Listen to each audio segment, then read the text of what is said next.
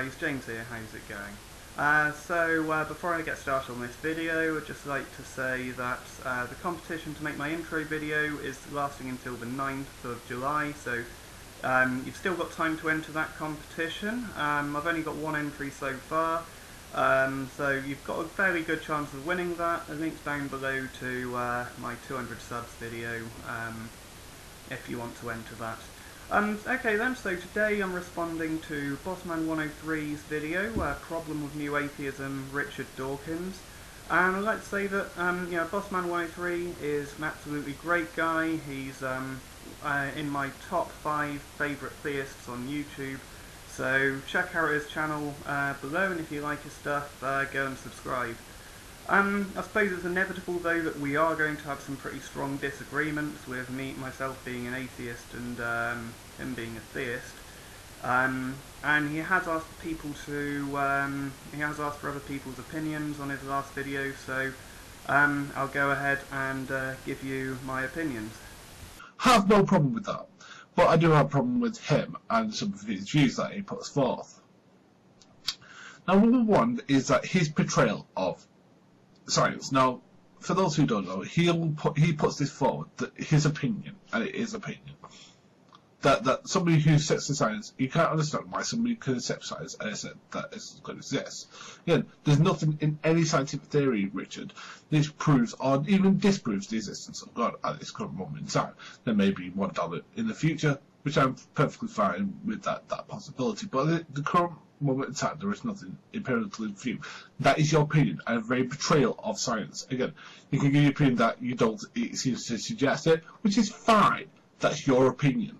It doesn't mean that's scientific. End of story. So that's number one. Number two is that he'll insult people. For example, I'll point to one where somebody said something like, well, I believe God and blah blah blah, and he had a massive go at them. Here's the video which Bossman's referring to. I would like to ask you, Professor, what do you have to say to someone who has met the risen and living Lord Jesus Christ, who has walked with God for over 50 years, who received the anointing of the Holy Spirit with the same consequences as the early apostles in the book of Acts? Sir, what do you have to say? Because I assure you, for my life, it has been no delusion. If you had been born in India, I dare say you would be saying the same thing about Lord Krishna and Lord Shiva. If you had been born in Afghanistan, I dare say you would be saying the same thing about Allah. If you had been born in Viking Norway, you would be saying the same thing about Wotan. If you had been born in Olympian Greece, you'd be saying the same thing about Zeus and Apollo. The human mind is extremely susceptible to hallucination. Will you come back on that,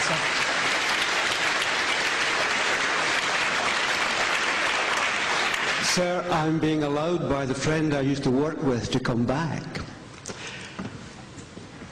I cannot afford to build my life on hallucination, but on Jesus Christ, who is the rock. And it is that I have asked you to address, please. You are obviously sincere, but obviously I do not share your beliefs, and I think you are hallucinating. That's all I can say. I honestly cannot see how that was a rude or offensive answer. He was asked a question and he gave his opinion, which is one which I quite frankly agree with. I do think that, if the guy genuinely does believe that, then it was simply a hallucination. We all have hallucinations from time to time, whether we're aware of them or not. If he was any nicer, if he was any more polite about it, quite frankly, I think it would have come across as, really quite patronising. I could be wrong. If you think you know of a better way he could have answered that question, please let me know. Because he's an intellectual bully, because he doesn't have any actual arguments to go after. And here's why. He'll use stuff like faith heads, he'll use things like that, because again, he wants to attack you personally, thinking that you're stupid for believing this, blah blah blah. Now, instead of presenting the logical evidence which shows it to be stupid, which would probably be better at actually persuading somebody, Richard. You know, just a suggestion. Yeah, sure, sometimes he can be quite insulting, and you know, there's plenty of examples of that, and I'm sure you could have found a much better example than the video you presented there. But he does present the logical arguments about how, you know, someone can be mistaken about, you know, why they believe in God, why an argument is completely invalid. And, you know, I think a lot of the time he does focus on, you know, the very, very simple issues, but, you know, that's where you have to start. You know, you have to start with the simple arguments. You have to, you know, if someone genuinely believes that they've talked to God, you have to be able to demonstrate why they could be mistaken in that before you move on to anything more complicated. They're not going to accept your proofs of evolution, for example, if you know, if they genuinely believe that they've talked to God. You have to start with the simple arguments before you get into the more complicated stuff. Again, there's nothing in science or anywhere else that seems to suggest it. Now, also, what he'll also do is he'll attack somebody, let's say, he'll say mental gymnastics or something like that. If somebody is scientific and believes in God, for example, he'll say the whole cognitive dissonance. Instead of proving it, he'll just assert it, which again is a logical fallacy, which is known as accurate for assertion. You have to prove something for it to be true. I know, Richard, it's weird, this weird thing called logical arguments, isn't it? Also, he's very fond of the straw man, which is which, for those of you who don't know, is a tactical position that your opponent doesn't actually hold. The one is, for example, is the way he attacks Thomas Aquinas. He attacks a position he says Aquinas holds, which of course he doesn't. I'll link to a video done by Cartesian Theist, which again explains it much better than I'll be able to in this video format. Again, I have no problem with somebody discussing what Aquinas said, but again, you have to be able to understand what he's actually saying. This shows you how shallow that on philosophy he is. Again, somebody like Dennett actually attacks what Aquinas is actually saying. He doesn't make some sort of straw man and attack that. That is what Dawkins does. He attacks the straw man. It's a position that actually no theist who understands classical theism like Aristotle or Aquinas actually holds. So again, nice going there. You actually attack something that people don't actually hold who understand classical theism. Okay, I'm not sure which video you're talking about here. There's one video which is 55 minutes long by a channel called Exposed Atheism, and quite frankly I'm not going to watch a 55-minute video. If you gave me a point in time and where I should look on that video, fair enough, I'd go check that out. But from what I've seen of that video, I had a little check on their channel, and you know, they've got videos called Destroying Atheism. They've got they favorited videos about the laws of thermodynamics, which are quite frankly, you know, sheer nonsense. So yeah, you know, from what I've seen of that channel, it seems like pure propaganda at the moment. You know, if you can point to where I should look on the video, fair enough, I'll go check that out. The other video, the one by what's his name, Keith Ward. I think, quite frankly, that Keith is strawmanning Dawkins. You know, from what I've seen, Dawkins is generally presented with, you know, the creationist arguments which he answers. You know, he's not presented with the classic Aristotelian arguments which Keith Ward's talking about. So no, Dawkins is not strawmanning from what I've seen. If you've got evidence to the contrary, then by all means send it to me, but I'm not going to read an entire book or watch an hour-long video in order to get to in order to find the point you're on about. End of. Next is his suggestion that people with stupid ideas should be ridiculed. Now, this is bullying by any other name. Again, if you've got logical arguments, you can suggest it. You can suggest that a position somebody holds is is bad, blah, blah, blah. Yeah, there's nothing wrong with that. But saying that we should ridicule somebody for holding a position we disagree with is frankly bullying. Yeah, let's say, for example, somebody is a different political thing. You're not going to say, oh, you've said you're stupid, ha. No, you're just going to show why you don't agree with their position and to say, well, we can just agree to disagree on that. Okay, can you please point me to a quote by Dawkins, which hasn't been taken out of context, you know, a whole paragraph or two, where he says that you should just simply mock and ridicule someone without presenting any logical arguments of your own? Because I haven't seen anything of Dawkins where he's said that. Personally, I think that you should deal with that the way you deal with someone should be completely individual to the way they're presenting themselves. So, you know, for example, I did a video to Uncool Nerd Alert a couple of months back, where she was talking about why she doesn't believe in evolution, and, you know, I was very calm and rational with her. However, then there's people like G. Quinnett. You know, I'll link his video down below, where he's just saying atheism is bullshit. You're the most misguided sheep on the planet.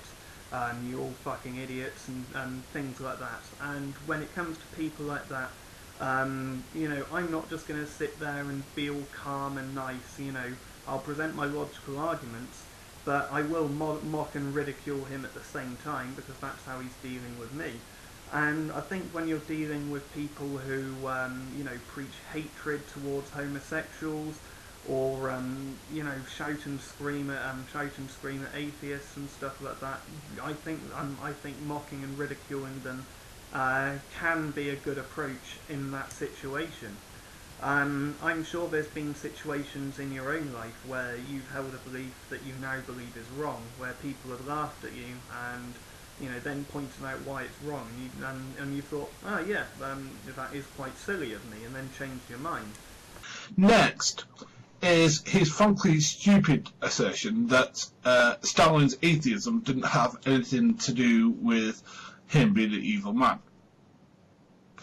Again, I agree with most of it, apart from the part where he had religious people put into camps, into gulags, you know, had them whip chained and all. Also, religious people actually had to escape from Russia, including my good friend Lapkin77, whose mother could tell you some stories about how Russia wasn't an atheist state after religion, Richard.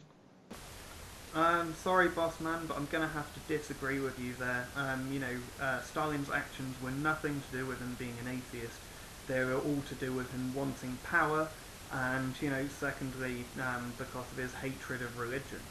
You know, there's no atheist holy book. You know, there's nothing saying kill unbelievers or, you know, kill believers in an atheist book. You know. Whereas, you know, if you take the Bible or the Quran, for example, there are countless verses which are to do with violence towards people who go against your worldview. You know, countless examples in the Bible. You know, thou shalt not suffer a witch to live, and other examples of killing unbelievers. Whereas atheism, there's nothing like that. It's all to do with hatred and power, which caused his actions.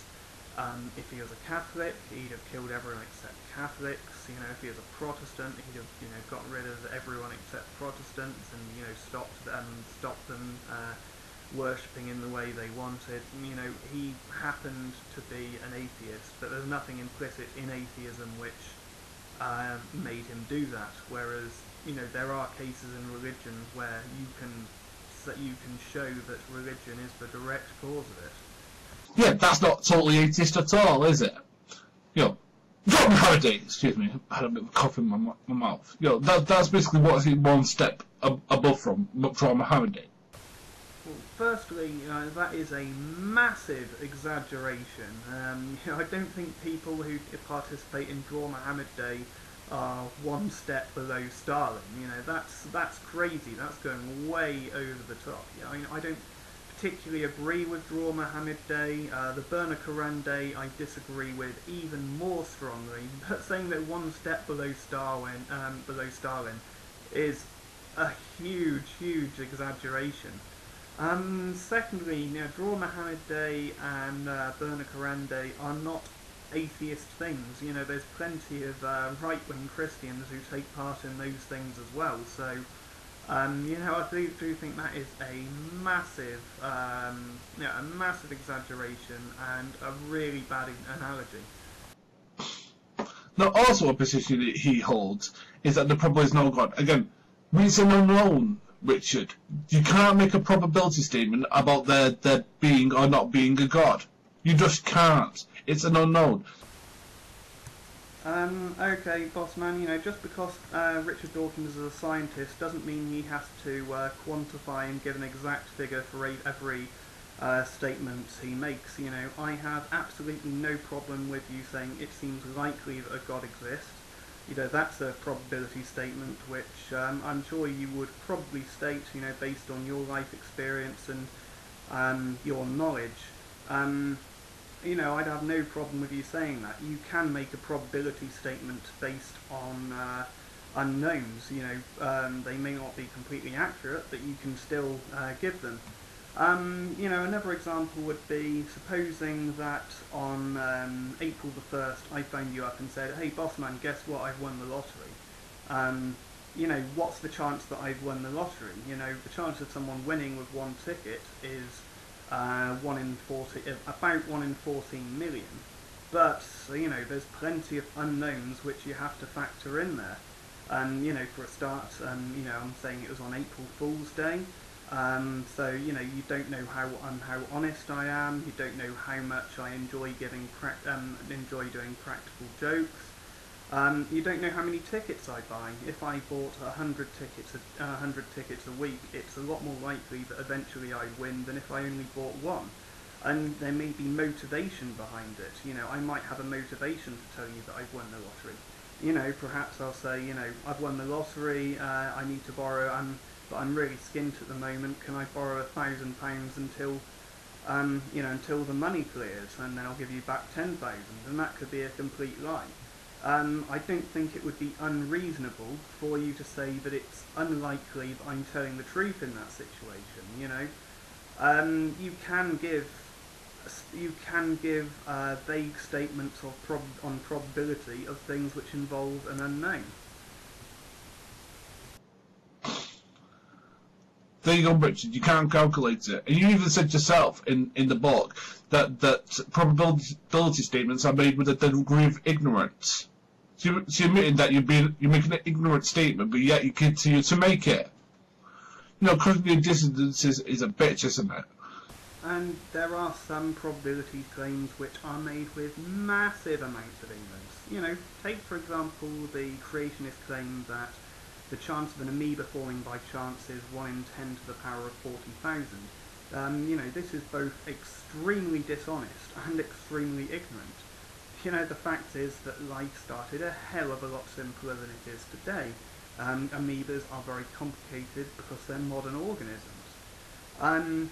What they really need to be asking is, what is the chance that in the 100 trillion years that the universe is capable of supporting stars, that one of the 100 billion that in one of the 100 billion galaxies, one of the 100 billion stars in there have a planet in which a self-replicating molecule formed.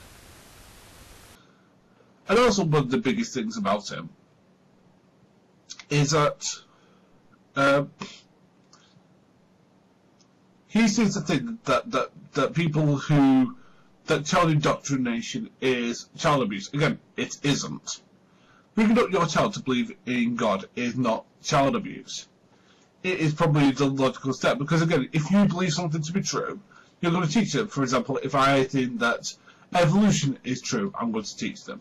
If I believe that treating people right is true, I'm going to believe that. And okay, my view might be a little bit less extreme than Dawkins, but I do see his point. If I remember correctly, in the God Delusion, when he talked about religious upbringing being comparable to child abuse, he did go on to talk about parents who teach their kids about hell. believing something to be true doesn't make it any less harmful, doesn't make it any less detrimental to a person if you're teaching them that. You know, another example would be if you know, a really strong misogynist taught their daughter that they are completely useless and inferior to men in every single way, and that the only way she could possibly have any purpose in life whatsoever was to be subservient to a man, then yeah, you know, I would call that child abuse as well. You know, if a parent told a kid that if they misbehaved, an axe murderer was going to come into the house while they were asleep and stab them to death, I'd say that was child abuse. If a parent tells a kid that if they misbehave they're going to burn forever in a pit of hell more painful than they can possibly imagine, yeah, I think that's child abuse, quite frankly. And you know, the fact that it's a religious belief doesn't make that any less so. You know, if anything, it masks the true problem there and makes it worse. So yeah, you know, maybe Dawkins' view is a bit stronger than mine, but in certain circumstances, you know, religious upbringings can be considered as child abuse. But you know, I would agree that, you know, just because teaching a kid about God isn't in and of itself. Yeah, so yeah, that's my video. I hope you have time to make a response to this, Bossman. You know, if there's any points you want to go over or disagree with me further, or anyone else for that matter, if you want to make me a video response, go ahead. Anyway, that's it from me, guys, so comment, rate, subscribe, and I'll see you soon. Bye.